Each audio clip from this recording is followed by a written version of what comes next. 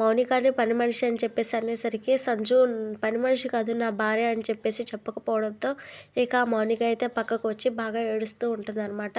ఇక అప్పుడే సంజు వచ్చి చూసావా నీ రేంజ్ ఇది, నా రేంజ్కి నిన్ను పెళ్లి చేసుకున్నాను అనుకోవడం ఎలా అనుకున్నావు అని చెప్పేసి అంటూ, నిన్ను అలా పని మనిషి అన్నప్పుడు మీ బాలు అని ఉంటే ఎంత బాగుండేది చూడటానికి అని చెప్పేసి ఇక అంటూ ఉంటాడనమాట.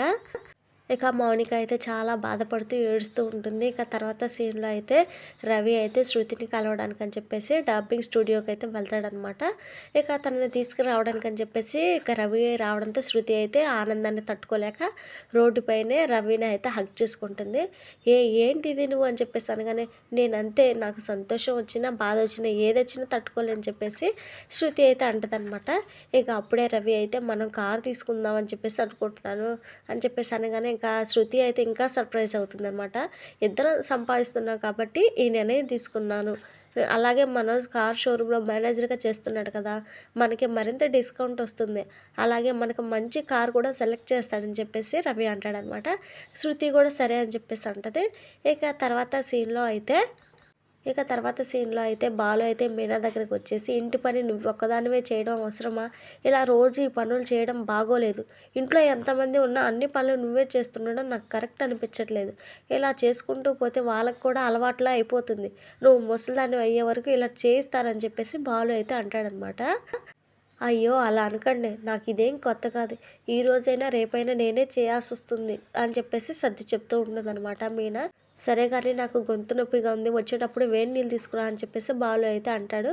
ఇక బాలు చెప్పినట్లుగానే మీనా అయితే వేడి నీళ్ళు తీసుకుని బెడ్రూమ్లోకి అయితే వెళ్తుంది అనమాట. కానీ ఆ విషయం మర్చిపోయిన బాలు అయితే డైరెక్ట్గా ఆ వాటర్ అయితే తాగేస్తాడనమాట. ఇక మంట మంట అని చెప్పేసి బాలు అయితే అరుస్తూ ఉంటాడు. నేను ముందే చెప్పాను కదా అన్నిటికీ ఆగం ఎక్కువ మీకు అని చెప్పేసి మీనా అయితే అంటది. సరే ఆ విషయం పక్కన పెట్టు, కానీ ఇంట్లో అన్ని పనులు నువ్వు ఒక్కదానివే చేయొద్దని చెప్పేసి బాలు అయితే మీనాకైతే క్లాస్ ఇస్తాడనమాట. కానీ మీనా మాత్రం, నేను ఇంట్లో పని మనిషి ఏం ఫీల్ అవ్వట్లేదండి, అందరినీ నా వాళ్ళగా అనుకుంటున్నాను కాబట్టి నేను ఈ పనులు చేస్తున్నాను అని చెప్పేసి మీనా అయితే అంటదనమాట. ఏదో ఒక రోజు నీకు వారి గురించి బాగా అర్థమవుతుంది, మా అమ్మ ఎంతో ఓర్పు సహనంతో ఉండే పని మనిషిని నువ్వు రాగానే మాన్పించేసింది, వాళ్ళు నిన్ను ఎలా ట్రీట్ చేస్తున్నారో ఇప్పటికైనా అర్థం చేసుకో అని చెప్పేసి బాలు అయితే అంటాడు. సరేలే నాకు నిద్ర వస్తుందని చెప్పేసి మీనా అయితే తినకుండానే పడుకుంటుందన్నమాట.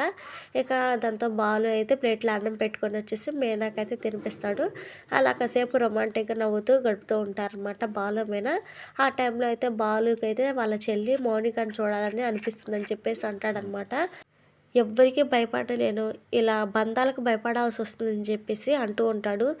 మౌనికతో మాట్లాడితే సంజు ఏమంటాడు అనే భయం, లేదు వాడేం చేస్తాడులని ఇంటికి వెళ్దామంటే నాన్న తిడతాడేమోనని భయం అని చెప్పేసి చెప్తూ, నాకు మౌనికను చూడాలనిపిస్తుంది అని చెప్పేసి చెప్తూ ఉంటాడనమాట.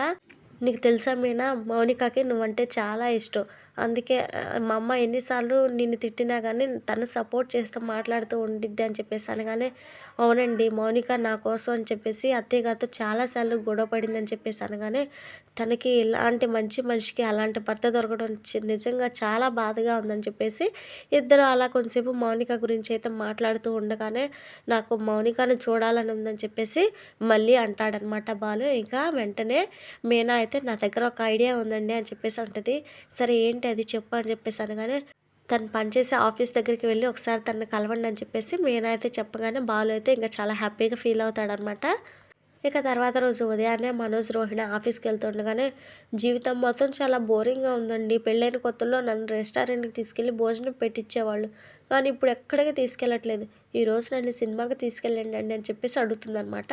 ఇక వెంటనే మనోజ్, నాకు ఈరోజు కంపెనీతో డీల్ మాట్లాడే పని ఉంది, ఖచ్చితంగా నేను ఆఫీస్కి వెళ్ళాలని చెప్పేసి తప్పించుకునే ప్రయత్నం అయితే చేస్తాడు. ఇంక ఎంతలోనే ప్రభావతి వచ్చి, ఇప్పుడు ఆఫీస్కైనా సరదాగా బయటకు వెళ్ళండి అని చెప్పేసి చెప్తూ ఉంటుందన్నమాట. ఇక సరే అని చెప్పేసి మనోజ్ వేరే వాళ్ళతో పెద్ద డీల్ ఉందని చెప్పేసి అంటున్నాడు అని చెప్పేసి అనగానే, ఇక ప్రభావతి ఏం తెలియనట్లు అవునా అని చెప్పేసి అంటదనమాట.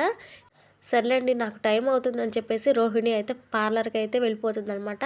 ఇక అలా రోహిణి బయటికి వెళ్ళగానే మనోజ్కి అయితే క్లాస్ ఇస్తుంది. ఇప్పటికైనా జాబ్ తెచ్చుకోరా, నీ గురించి ఎక్కడ తెలిసిపోతుందని నాకు భయం వేస్తుంది, ఆ బాలుగాడికి తెలిస్తే ఇల్లు మొత్తం కోటు చేసేస్తాడు, వాడి ముందు నేను తలెత్తుకోలేనురా అని చెప్పేసి చెప్తూ ఉంటుందన్నమాట. వాడికి గన తెలిస్తే మనల్ని రోడ్డు మీద పడేస్తాడు అని చెప్పేసి మనోజ్కి అయితే చెప్తూ ఉంటుంది ప్రభావతి.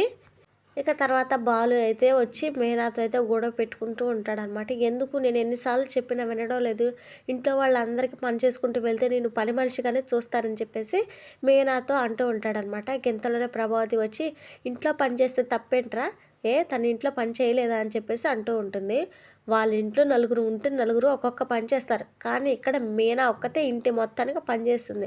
అయినా మీనా వచ్చాక పని మనిషిని ఎందుకు తీసేసావు అని చెప్పేసి బాలు అయితే అడుగుతాడనమాట ప్రభావతిని. ఇక ప్రభావతి ఒకసారిగా షాక్ అయిపోయి ఏం సమాధానం చెప్పాలో అర్థం కాక అక్కడి నుంచి అయితే ఇక వెళ్ళిపోతుంది.